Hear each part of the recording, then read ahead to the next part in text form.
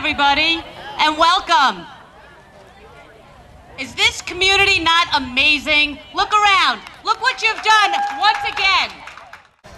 So is everybody ready to relay? I can't hear you. Is everybody ready to relay? That's what I'm talking about, and that's why we're here. As you can see by the number of teams here today, South Huntington has really taken up the fight. We had 86 teams registered online last I checked this morning. We've raised, what, 86? Diane, how much? $87,000. And it's all because of you. What an amazing job. I couldn't be more proud of a community than standing here right now representing you guys. I'm telling you, this event is successful because of all of you. You've made the commitment to walk and raise money to help beat cancer. And give yourselves a round of applause, because you deserve it. This event is successful not only in its fundraising efforts, but in the heart that they put into this event. There's nowhere else that you will walk side by side with a complete stranger and know them, know their hearts, know why they're here. I myself was diagnosed with skin cancer this November. I am very, very lucky. I had 2 surgeries, and I am cancer-free. Thank you. So this event means a little bit more to me than it did 4 years ago. I did not understand the depths of what the word "you have cancer" meant. I now join those people that know those words, their families, and they themselves, and the struggle and darkness that goes with that word. I only decided 15 minutes ago to wear this shirt. I did not consider myself a survivor. I was very, very lucky. They were able to do surgery and take it out. And I looked at other people, but they have this, they have that. I didn't really want to be known as a person with cancer. And I'm sure many people here sitting have felt that. You want to be known for the person that you are. And, but I have to say there's a big but here. In seeing everyone here, people need hope. People need hope that people do have cancer. It's taken care of. It's gone. They move on. They have their life. So 15 minutes ago, I made the decision to put the shirt around my neck and put this pin on my chest. And I'm very proud to support everyone here that has had cancer or possibly will have cancer in the future. But with our efforts, that will not happen. Right, guys? I hope you've noticed the bags. They really all look beautiful. I'd like to thank everybody who contributed in the area. We enjoyed putting them up and just looking at them. They're just gorgeous. Anyway, this is a time for us to think. It's a time for us to remember. It's a time for us to grieve those we've lost. It's a time for us to reflect on how the disease has touched each of us personally. And it's a time for us to look inside ourselves with quiet reflection and to find hope. No matter what our experience with cancer has been, we all share the hope we have up there in the bags. We share the hope that we'll find a cure for cancer at some point. Our track, again, is illuminated by the luminaria. They look beautiful, and each one of them stands for a special relationship. They represent people. Each has a name. Each one has a story to tell. There are mothers, our fathers, our sisters, our brothers, our friends, sons and daughters, all loved ones. We love these people, we remember them, and we celebrate them. And we fight back against this disease for them. As the luminaria glow through the night, they represent our shared vision for a cancer-free future. At this point, I'd like to introduce Mr. Steven Zaretsky. Zadrozny, I'm sorry. They invited me to speak in this luminary event.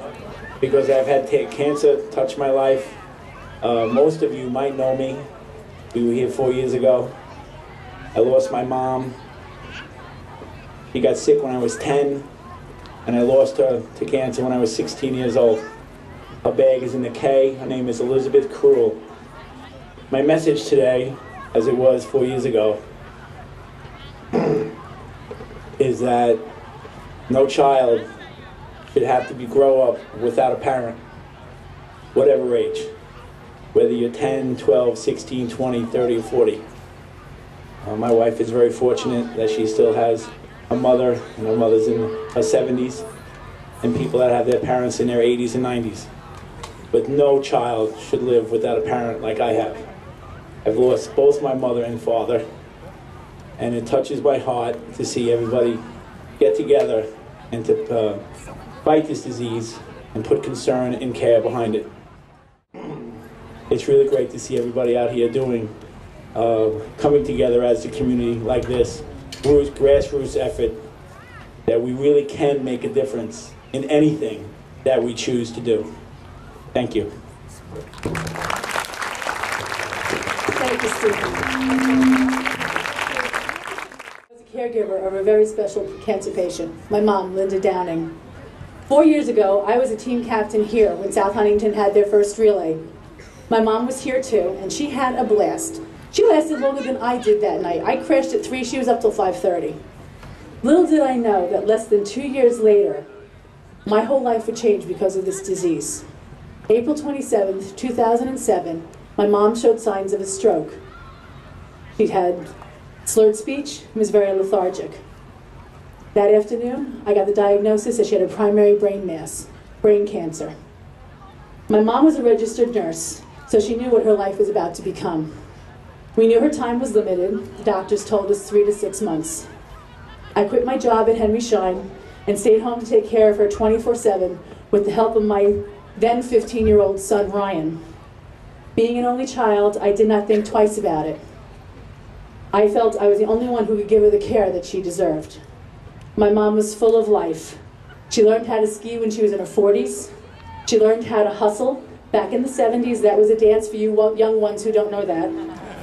She went parasailing. She loved those one-armed bandits up in Mohegan Sun. She and her friend were always going on adventures on the weekends. I made sure we kept her as active as possible when she felt up to it that summer. Later that year, for her birthday in August, we made our last trip to Mohegan Sun together.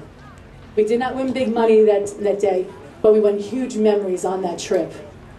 That Christmas, my mom became bedridden. Ryan and I made the decision to keep her home and care for her. April 15th, 2008, 1 week short of her 1-year anniversary date of her diagnosis, she was gone. She always said the only 2 sure things in life was death and taxes, and she did them both on the same day. Only my mom. And those who are fighting and those we have lost. With their last breath, those we love do not say goodbye, for love is timeless. Instead, they leave us a solemn promise that when they are finally at rest, they will continue to be present to us whenever they are called upon. Let us fear not, nor grieve beyond letting go the departure of those we have greatly loved, for in the tree of life, their roots and ours are forever intertwined. With rings of age, trial hidden within, sturdy it stays. Through life's stormy days, gently it sways. Its bark is a shield to weather the strife, but it is the blood that gives precious life. And if its trunk grows crooked, may it not fall, as it searches for heaven and tries to stand tall. For the tree of life, its branches span wide, though the tree can be hurt by those at its side. But a broken branch, like a broken heart, can make the tree stronger, though it's ripped apart. Left alone, it can wither and most surely die, as tears from heaven rain down in great cry. But cared for, it grows, still mighty and strong. Its fruits can be many, though its life not long. For from a single tree, fruit and seed come in plenty. Food, shelter, air, soil fertility, so abundantly. And though the tree can be cut, shoots continue to sprout, but the tree of life cannot be put out.